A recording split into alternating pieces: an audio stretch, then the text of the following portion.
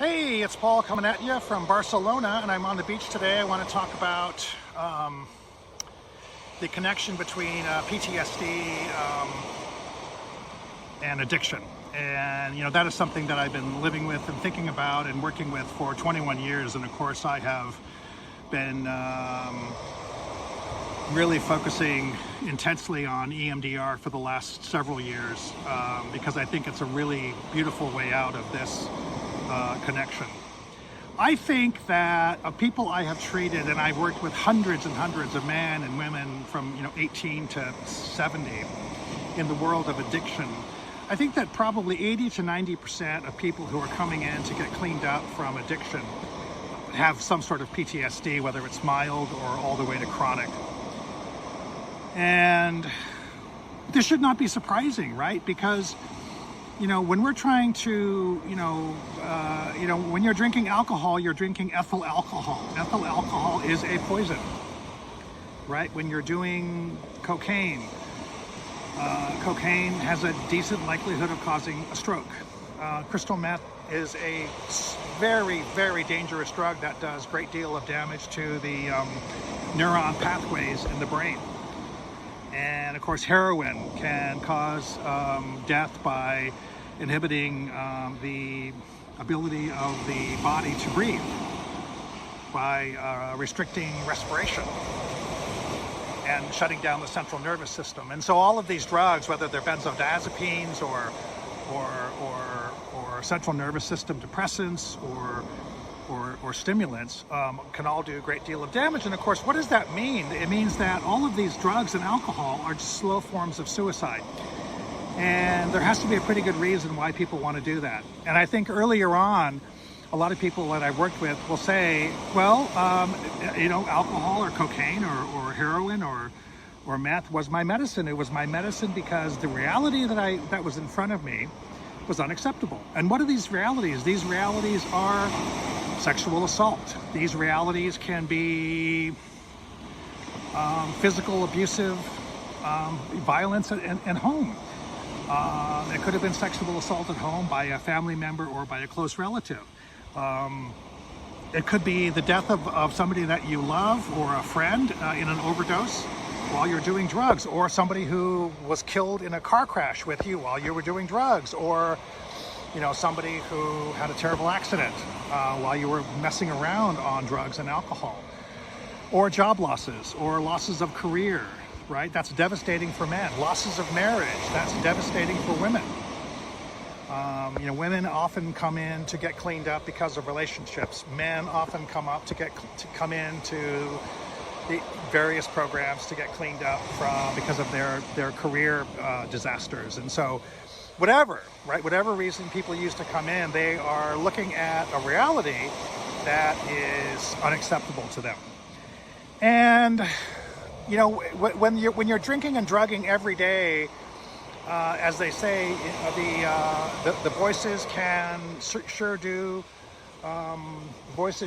pile up, and we can get a lot of voices running around in our head. And I heard that this week from somebody. I've heard it hundreds of times where somebody says, when I don't, this guy recently I've been working with, he says, when I don't smoke out every day, the voices in my head, I can't stand the voices in my head. And I'm like, I get it. I understand that. Those were the voices in my head before I decided to stop drinking 21 years ago.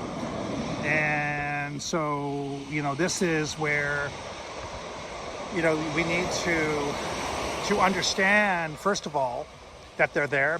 B, admit it. C, try to get some objectivity and some detachment from these voices. And so I tell people all the time, if you're hearing these voices, just call it the committee, and you say, thank the committee for sharing, and you're going to adjourn the meeting. Alternatively, people say, I just have all this range of emotion that comes up whenever I stop drinking or drugging. Exactly. The reason why all the emotions come up is precisely because the drugs and alcohol are used to depress the emotions. These drugs are depressants, right? Alcohol is a depressant. That is exactly what it's called, right? Heroin, right, is a central nervous system depressant, right? A lot of people take cocaine in order to be able to continue the drinking late into the evening as a depressant. And so when we stop taking the depressants, right, it's like sitting on a sofa. When we sit down on the sofa, we depress the cushion. And when we no longer depress the cushion, it pops up. And what pops up for us is all of these emotions we've been stuffing down with alcohol. And so that is the dilemma of PTSD, post-trauma, right? PTS, stress. The stress is when I stop all of the things I am doing in order to make myself forget the battle. What happened to me when I was escaping my country? What happened to me when my father was beating me? What happened to me when my relative was sexually abusing me?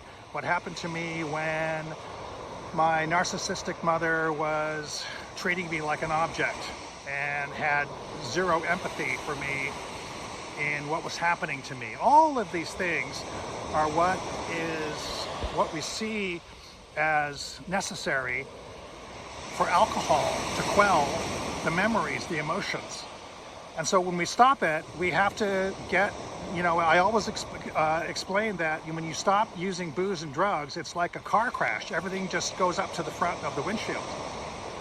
And you got to sort out all the stuff that's thrown into the front of the windshield. And that's what the post-traumatic stress is. How do I deal with these emotions? And I think that we are learning as a civilization, as a group in the West that is working with all kinds of talk therapy.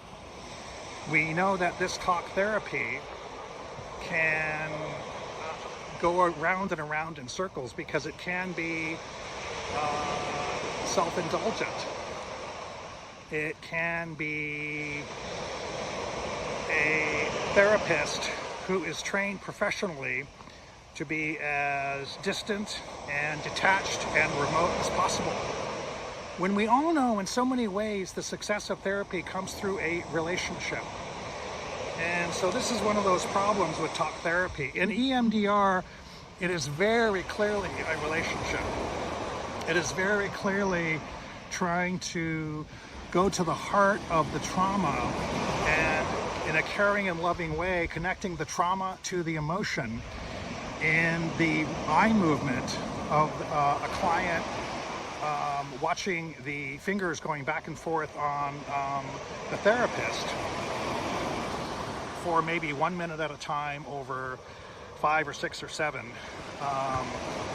episodes in order to really get to the heart of a particular episode and then to discover what are the emotions behind it, what are the beliefs that are behind it.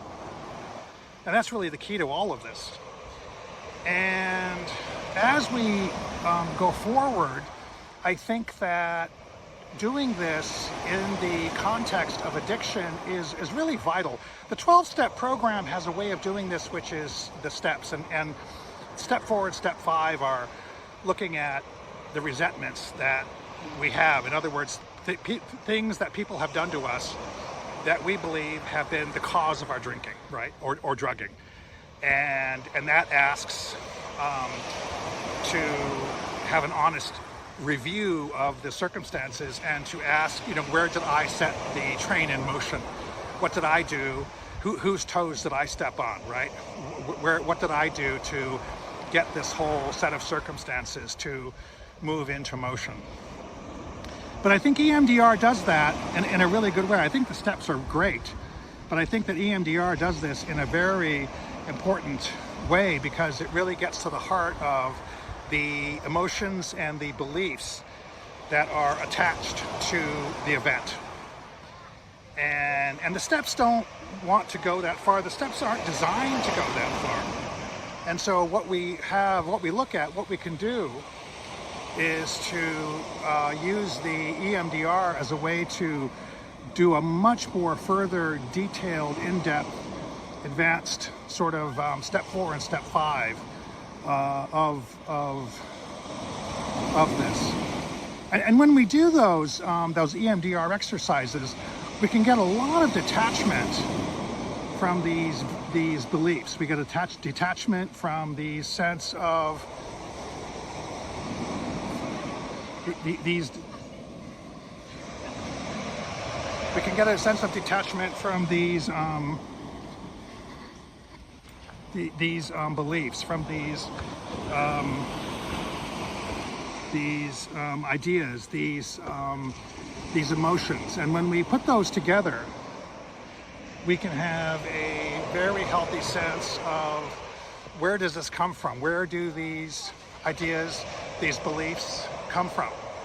And how can we change them? And how can we come to understand them in new ways? And once again, this has got very little to do with planting, new ideas or new beliefs, and that's not the point. And that is absolutely not what's happening. We get a sense of clarity and calm, because we can say, this happened to me. This belief is what occurred when this happened. And now I understand the emotions that are driving me. And if I understand the emotions that are driving me, it is my experience, absolutely my experience, that I don't need to reach for a drink. I don't need to reach for a drug. When I have a clear understanding of what emotions are driving me,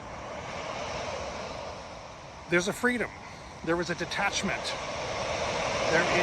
There's an understanding. There's a way out, because there's discovery and insight into something that I now know about me, that is true, that I can trust, that I understand why it happened, where it happened, and when it happened. And when I do that, I don't want to change the reality that is in front of me. That is simply not something that I want to do.